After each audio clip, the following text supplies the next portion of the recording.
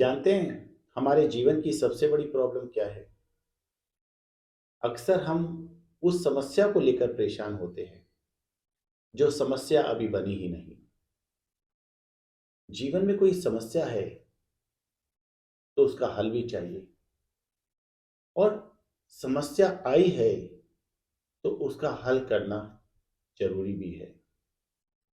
लेकिन अगर समस्या अभी आई ही नहीं है और उसे लेकर हम चिंतित हो जाए, परेशान हो जाए, तो सोचो क्या होगा। अब इसमें सोचने वाली बात है भी नहीं, क्योंकि आज मैक्सिमम लोग यही कर रहे हैं। बच्चा हो, बूढ़ा हो, बड़ा हो, सब यही कर रहे हैं। ये यूनिवर्स है, प्रकृति का नियम है। अगर यहाँ कोई समस्या आती है, आपको लगता है कोई समस्या है, तो उसका हल भी है। जब यहाँ पर लाइट नहीं थी, अंधकार से लोग परेशान हो चुके थे, उनको लगने लगा था कि कुछ ऐसा हो जो उजाला कर सके, तो वो एक समस्या बनने लगी थी अंधकार। तो समाधान मिला। ऐसे यातायात के साधन थे। जब ये समस्या बनने लगी कि आदमी पैदल चल चलकर बहुत परेशान होता है, बहुत समय लगता है, और बहुत दूर जाना हो तो बहुत मुश्किल होता है। जब इंसान को ये समस्या महसूस होने लगी तो इसका समाधान भी मिला। ऐसे ही हमारे जीवन में जितनी भी चीजें हैं, समस्या जब भी बनी उसका समाधान मिला। लेकिन आज हम करते क्या हैं? कोई बच्चा है, मान लीजिए 9th 10th क्लास का है, अभी करियर के लिए उसको आगे बहुत समय पड़ा हुआ है, लेकिन अभी उसके करियर की शुरुआत आगे होनी है, किस फील्ड में जाना है, उसे क्या करना है। लेकिन वो 9th 10th का बच्चा अभी से सोच के चिंतित है कि भविष्य में क्या करेगा, ये नहीं हुआ तो क्या होगा, वो नहीं हुआ तो क्या होगा, वो नहीं हुआ तो क्या होगा। ऐसे ही एक बिजनेसमैन है, ऐसे ही एक सर्विस करने वाला व्यक्ति है, ऐसे ही घर में रहने वाली महिलाएं हैं। आज अधिकांश लोग भविष्य के अंदर आने वाली परेशानी, जो कि अभी परेशानी है ही नहीं, उसे लेकर चिंतित होते हैं। अब जब वो उसे परेशानी मान लेते हैं, तो उसके समाधान के लिए दिमाग के अंदर हजारों हजारों विचार चलने लगते हैं, और मनुष्य अक्सर अपने ही बनाए हुए जाल में उलझने लगता है। जब हम किसी बात को आने से पहले ही परेशानी मान लेते हैं, तो सबसे पहले तो हमने उसे नेगेटिव थॉट भेज दिया परेशानी बोलकर। अब वो जब उसे अपनी परेशानी बोलकर उसके ऊपर समाधान के लिए जब हमारे माइंड के अंदर थॉट चल रहे हैं, तो वो भी मैक्सिमम नेगेटिव चल रहे हैं। तो अब नेगेटिव थॉट चल रहे हैं, और जो चीज़ अभी हमारे सामने आई नहीं है, उसको हमने एक संदेश भेज दिया पहले ही कि वो समस्या है। तो होता क्या है, पहले तो वो समय आने से पहले ही या तो हम इतने ज़्यादा अपने जाल में उलझ जाते हैं कि हम हार मान के बैठ जाते हैं, या उस प्रॉब्लम के आने से पहले ही हम उस प्रॉब्लम को इतना बड़ा कर देते हैं कि सरेंडर कर देते हैं, और खुद अंदर से कमजोर हो जाते हैं। कोई भी व्यक्ति, जब कोई चीज का हमें पता नहीं है अभी वो कितनी पावरफुल है, क्या है भी कि नहीं है, और उसके ऊपर हम चिंतन करने लगे, और वो भी नेगेटिव उसे मानकर, तो कई बार हम जीती हुई बाजी भी हार जाते हैं। और अक्सर होता है ऐसा कि इंसान, कोई बच्चा है, अभी उसे एग्जाम की चिंता हो रही है, एग्जाम अभी 4 महीने बाद है, उसी को लेकर वो पहले ही समस्या मान चुका है, बहुत बड़ी प्रॉब्लम उसको लगने लगी है। ये पास कर पाऊंगा कि नहीं कर पाऊंगा, ये होगा कि नहीं होगा, ये कैसे होगा, ये कब होगा। अनेकों उसके माइंड में विचार चलते हैं, जिसकी वजह से उसको एक वो परेशानी नजर आने लगती है।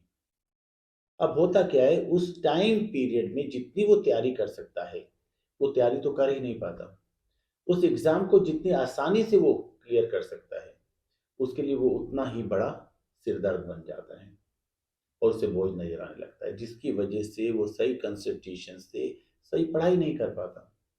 ये चीज ना केवल पढ़ाई के क्षेत्र में होती है, बिजनेस हो, नौकरी हो, हमारे आपस के संबंध हो, उन सब के अंदर आजकल हम जंपिंग थॉट्स का यूज करते हैं।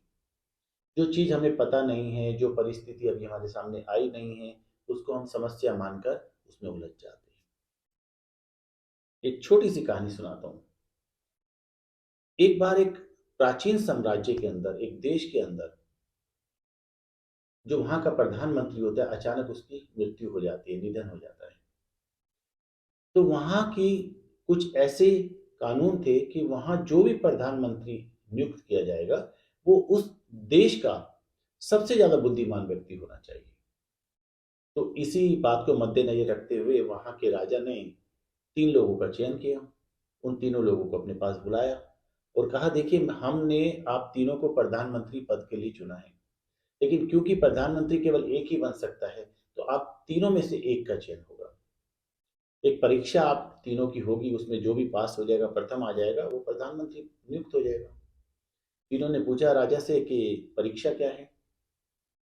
उन्होंने कहा, एक कमरा है जिसके अंदर हम तीनों को आपको ले जाकर बिठाएंगे, और उसके दरवाजे पर एक डिजिटल लॉक लगा है, जिसको आपको अपनी टेक्निक से खोलकर बाहर आना होगा,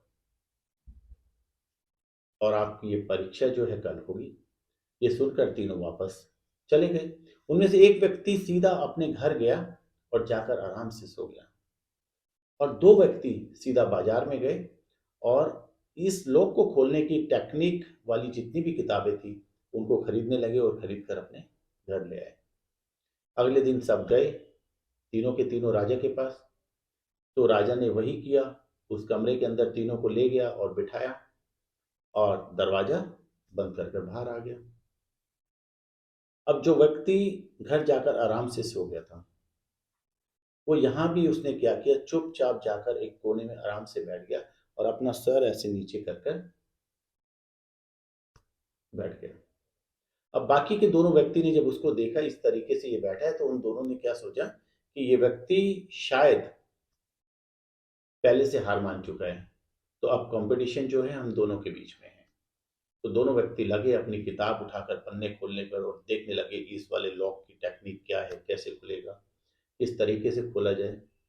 इतने में थोड़ी देर हुई थी, वो जो शांत बैठा व्यक्ति था, वो अपनी सीट से उठा और कुछ आगे बढ़ने लगा दरवाजे की तरफ। दरवाजे की तरफ जाकर उसने दरवाजे को हिलाया और दरवाजा एकदम खुल गया। उसने कहा, अरे वाह, ये तो कोई समस्या ही नहीं थी।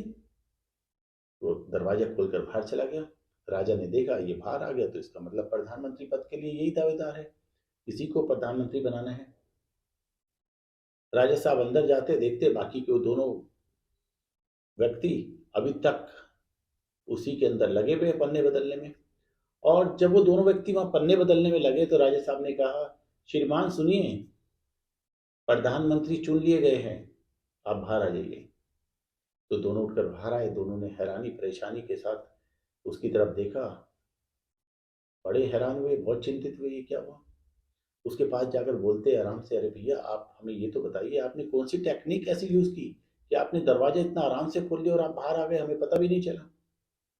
उस व्यक्ति ने जवाब दिया, कहता, भैया, मैंने कोई टेक्निक का यूज नहीं किया, और वास्तविकता तो ये है कि मुझे इस लोक के विषय में कुछ पता ही नहीं कि कैसे खोला जाएगा, कैसे खुलता है।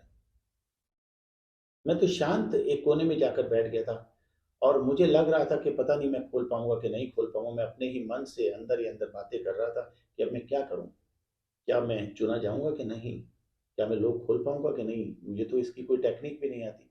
तभी मेरे अंतर मन से एक आवाज आई कोने से कि ऐसे ही बैठे रहोगे क्या, उठो, जाओ एक बार कोशिश तो करो। तो मैं उठा, कोशिश करने के लिए गया दरवाजे की तरफ। दरवाजा जैसे ही पकड़ के मैंने हिलाया, दरवाजा खुल गया। बस यही टेक्निक थी। तो दोस्तों, उस व्यक्ति ने समस्या को समस्या बनने ही नहीं दिया, और बाकी दोनों व्यक्तियों ने जो किताब लेकर आए थे, उन्होंने पहले देखा ही नहीं समस्या कितनी बड़ी है कितनी नहीं। उससे पहले ही उसके चिंतन में लग गए, और समस्या आने से पहले ही अपने दिमाग में ऐसा जाल बुन लिया कि वो उसमें उलझ गए और अपनी प्रतियोगिता हार गए, और मिली हुई जीत को भी हार गए। तो जीवन में अक्सर ऐसा होता है दोस्तों, जब हम कोई परेशानी या कोई समस्या अभी बनी ही नहीं, और उस समस्या को लेकर अपने जीवन में हम उसे समस्या मान लेते हैं। तो जब हमने मान ही लिया, तो प्रकृति का क्या काम है, गति तदास्तु, आपने मान लिया तो ये समस्या बन गई। तो अब तो ये समस्या बन ही गई। आपके माइंड के ज़रिए वो ऐसे-ऐसे थॉट क्रिएट होते हैं, वो वाइब्रेशंस जाती है, जो आपके फ़ेवर में आनी थी, आपको हरा कर चली जाती है।